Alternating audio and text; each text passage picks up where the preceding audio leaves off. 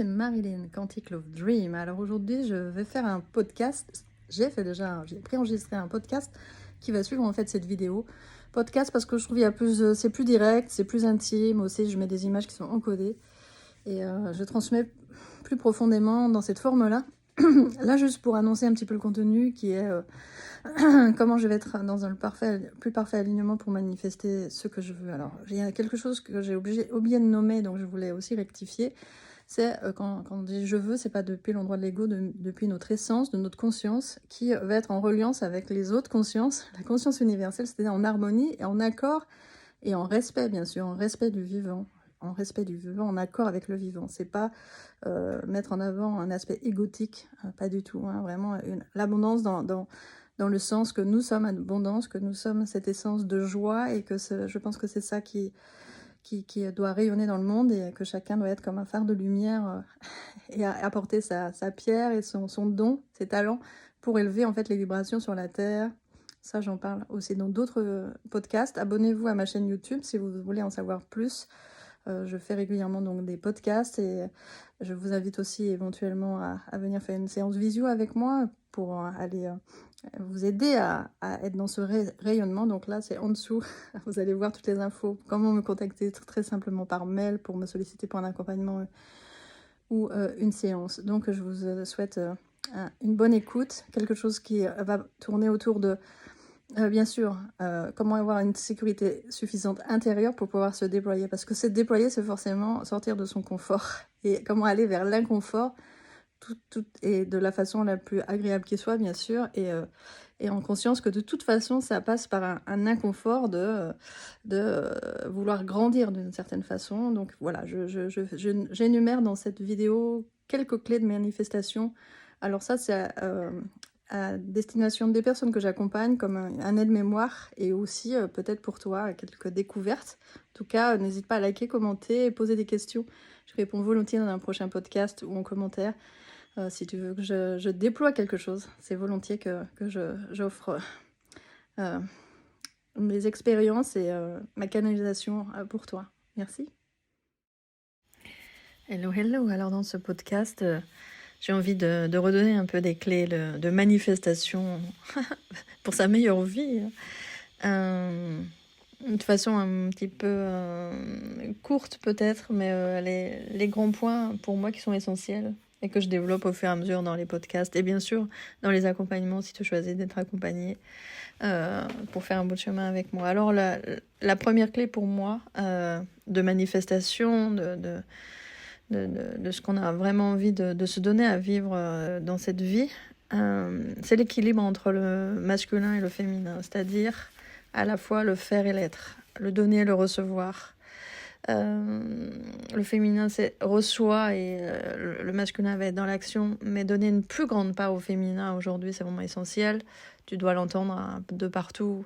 C'est travailler sur un plan énergétique et savoir que tout est énergie et que c'est comme ça qu'on va manifester les choses et pas à la force de la sueur, etc. Ce qui n'empêche pas de mettre des actions, mais en tout cas avec fluidité, facilité, une fois que c'est-à-dire que cette visualisation, cette canalisation, est intégrée à l'intérieur de nous, dans notre corps, la manifestation matérielle dans l'incarnation se fait avec fluidité. Parce que justement, il y a une forme d'alignement parfait qui est là. Ensuite, il y a une posture à la vie qui est interne, c'est-à-dire un mindset, un état d'esprit très positif, hein, déjà très en gratitude pour tout ce qui est là. Ça part de la gratitude de ce qui est, c'est-à-dire de la plénitude. Toujours manifester, c'est vraiment depuis la plénitude. Depuis le manque, on manifeste du manque. Depuis la plénitude, on manifeste du plein. C'est toujours imaginer que ce qui arrive est le meilleur pour soi. Et il y a aussi cette faculté importante, cette disposition d'esprit qui enlève tous les doutes. Ça veut dire pas dire c'est pas être dans le déni en fait des obstacles, etc. Mais quoi qu'il arrive, faire face et être à 300% sûr que ce que j'ai envie de manifester de tout mon corps, mon cœur, mon âme arrive. Et si je laisse place au doute, c'est comme si je dis oui d'un côté et non en même temps. Et du coup, ça crée justement un désalignement. Ça envoie comme un message de en fait, non, c'est pas ça que je veux, j'ai trop peur, je ne veux pas. Et l'univers ne peut pas répondre s'il y a cette ambiguïté, cette ambivalence. Donc, un oui à 300%, c'est ça qui va permettre d'aller au bout de ce qu'on souhaite. Pour ce chemin d'évolution, ce qui est fondamental aussi, c'est ce dialogue avec son corps. C'est entrer de plus en plus en intimité avec son corps, son cœur, son âme, pour une écoute de plus en plus fine de qu'est-ce qui est là, qu'est-ce qui a besoin d'être désengrammé d'une certaine façon, nettoyé, changé, alchimisé.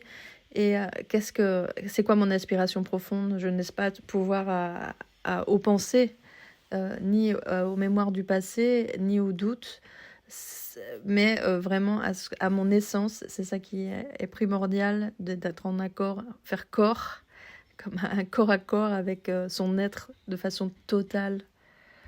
Ce qui veut dire à la fois faire face à ses peurs, faire face à ses peurs sans peur. La peur fait partie de ce qu'on a rencontré, et donc sa faculté à la fois de résilience et à la fois de surmonter les obstacles, c'est évidemment une qualité extrêmement importante pour aller au bout de ses ambitions.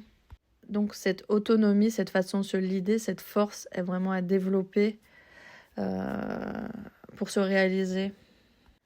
Avec 2 axes, donc l'intelligence émotionnelle, même 3 en fait, l'intelligence émotionnelle, l'intelligence relationnelle, comment je suis en relation avec moi d'ailleurs, avec l'autre, avec le monde. Et le 3e axe, c'est ma capacité à traverser les obstacles, et c'est-à-dire à comprendre mes peurs, mon système nerveux, ce fonctionnement-là, et arriver à switcher tout ça. C'est pas être dans le déni de ce que le corps dit, mais souvent les peurs sont des mémoires qui sont réactivées, donc retourner à la source, à la racine, pour arriver à modifier ça. C'est fondamental, sinon toujours on va être dans les mêmes boucles qui vont revenir, ou alors on va être activé en état de sidération, ou en état de fuite, ou bien une forme d'agressivité en fait, qui sont déclenchées par les peurs. Ou plutôt que notre système identifie comme un danger, qui n'est pas forcément un danger. Donc tout ça, ça parle de la sécurité, sa sécurité intérieure. C'est un des thèmes sur lesquels j'accompagne vraiment, ce sentiment de sécurité intérieure qui est toujours à l'intérieur et pas à l'extérieur. Comme tout ce qu'on veut manifester est déjà à l'intérieur et pas à l'extérieur. Si c'est que à l'extérieur, ça va pas fonctionner. Ça doit déjà être présent à l'intérieur de soi. Pour moi, le changement du monde actuel, c'est cette réconciliation du yin, du yang, c'est-à-dire du féminin, du masculin à l'intérieur de soi, comme à l'extérieur, du couple sacré. C'est-à-dire la conscience qu'on met dans tout ce qu'on fait, et dans aussi ces polarités à l'intérieur de nous, comme à l'extérieur, on ne peut pas créer en fait sans ces polarités, évidemment. C'est la rencontre de ces polarités qui permet de créer. C'est vraiment une évidence, ça, qu'on oublie parfois. Et cette alchimisation, ces noces alchimiques à l'intérieur de nous, c'est une clé fondamentale que j'enseigne aussi vraiment, et que j'essaie d'incarner du mieux que c'est possible. Ça, c'est une des grandes clés pour manifester sa vie de façon harmonieuse et contribuer à ce que le monde justement soit dans cette harmonie. C'est l'axe pour moi principal, qui est lié au sacré, à l'amour, à la gratitude et à l'abondance. Quand je parle d'abondance, je le redis, l'abondance a une fréquence. Et l'abondance a une fréquence, ce n'est pas celle du manque. C'est celle de la plénitude, ce qui est une fréquence d'amour, une fréquence de joie. La joie peut-être correspond davantage à ce ressenti intérieur qui est celle de l'abondance. Et la joie, c'est l'unité. C'est un process le plus pointu sur lequel j'accompagne, c'est ça. C'est l'unité, revenir à un, à savoir être complètement rassemblé, sortir totalement de la dualité qui est juste un jugement du bien, du mal, et qui nous maintient dans une fausse fréquence des fois d'abondance, parfois d'abondance, parce que quand ce bon ou cette illusion d'abondance est corrélée à sa polarité inverse, qui est le manque ou la peur, c'est conjoint, et ça maintient à cet endroit. L'unité, c'est vraiment sortir de la dualité et passer dans une forme d'amour inconditionnel ou d'une fréquence beaucoup plus haute, beaucoup plus élevée. Et c'est à partir de cette fréquence qu'on peut manifester une vraie abondance constante et durable. Alors, autre élément important, évidemment, c'est la foi. Pourquoi la foi ? Souvent, on est bloqué parce qu'on juge que quelque chose est impossible, parce qu'on ne le voit pas encore manifester. Et créer, par définition, c'est quelque chose qui n'est pas encore réalisé. Et là où il y a une intention forte à maintenir, une énergie à maintenir, c'est garder la foi que comme si c'était déjà là, ce qui est déjà le cas sur une certaine forme, sur un certain champ énergétique quantique, c'est déjà là, mais c'est pas encore dans la manifestation. Et garder cette foi-là, cette énergie, cette joie associée et cette certitude, donc vraiment loin de effacer tous les doutes, comme je l'ai dit précédemment, que c'est ça qui est en train de se manifester comme une graine qu'on a semée, et bien sûr dans la terre, comme l'hiver. Il se passe pas rien, c'est pas parce qu'on voit pas de fleurs qu'il se passe pas rien. Et au printemps, les fleurs, évidemment, on les voit, et ça veut dire que c'était déjà en train d'agir dans l'invisible. Dans tous les cas, il faut bien avoir conscience que la vie répond de toute façon à ce qu'il y a à l'intérieur de moi. J'ai ce pouvoir de manifestation, que je le veuille ou non, que je le sache ou non. La vie répond au manque si je suis dans le manque, la vie répond à l'abondance si je suis dans une énergie d'abondance.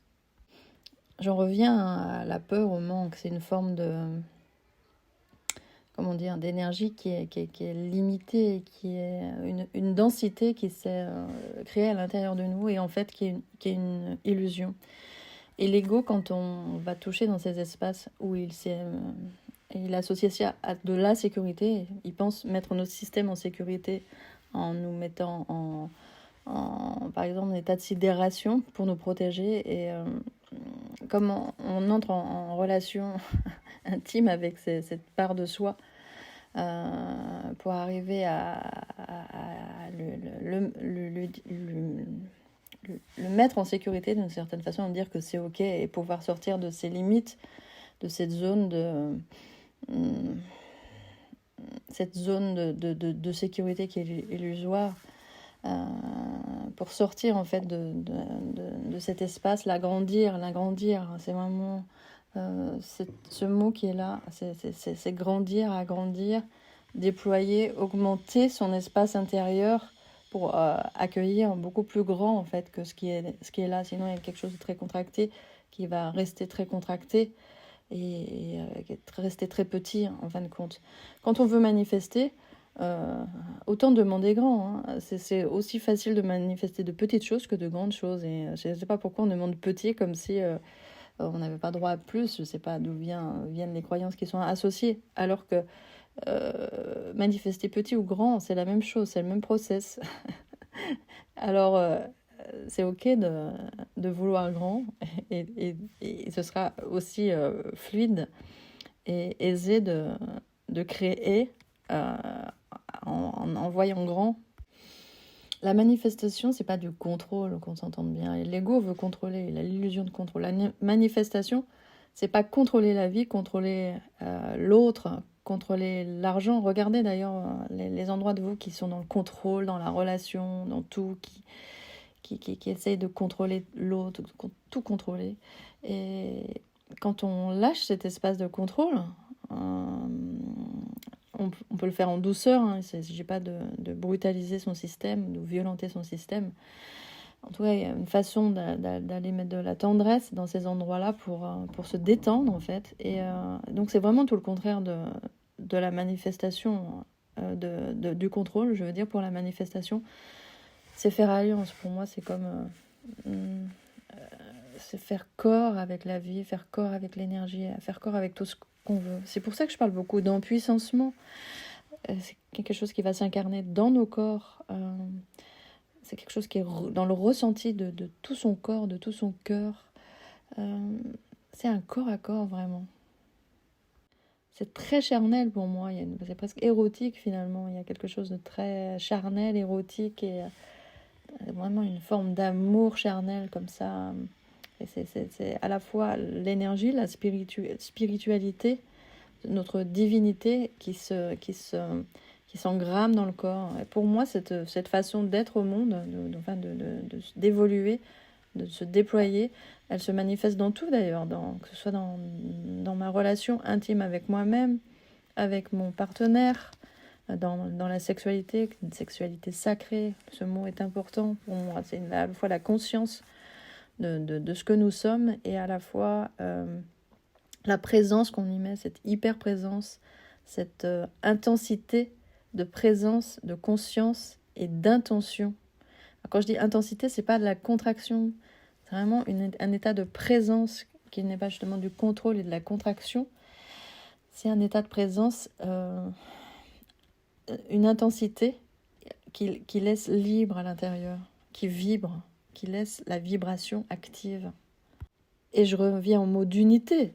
C'est vraiment faire un avec soi, un avec l'autre, un avec cette énergie, comme s'allier totalement avec la conscience universelle. C'est ça le pouvoir de manifestation, la clé de manifestation, le secret de la manifestation. C'est faire un avec la conscience universelle. C'est un grand oui d'amour à la vie. Alors pour dire un grand oui à la vie, il y a un travail effectivement à effectuer sur ces blessures intimes, les mémoires d'abus aussi, et qui sont aussi dans le transgénérationnel et dans le collectif. Tout ce aussi sur quoi j'accompagne également.